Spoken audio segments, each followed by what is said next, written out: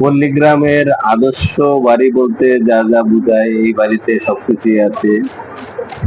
এই দেখতে পাচ্ছেন ধান লাগাইছে পাশে, উম, এই যে মুরগি, হাঁস, এই যে খেলা করছে সকালবেলা। অনেক ভালো একটা পরিবেশ। এই যে কলা গাছ লাগাইছি, যে কলা ধরেছে, কলার কান উঠছে।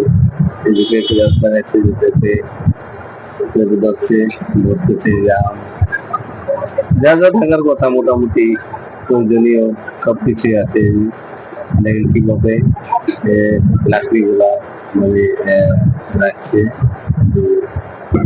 জানলা দিচ্ছে, কুমড়া গাছ, কুমড়া গাছে জানলা দিচ্ছে, এখন তোমরা আসে নাই, আসবে।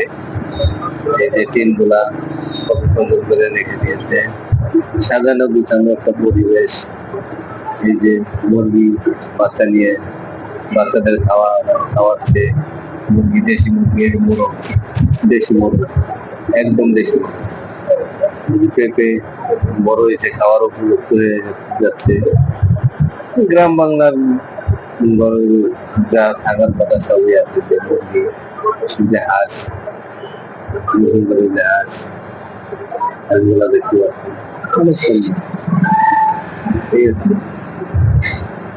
এই যে বাড়িতে আছে চারদিকে স্যানিটারি টয়লেট, ধান, ধান গাছের সাথে পুকুর, বেশ একটা সুন্দর।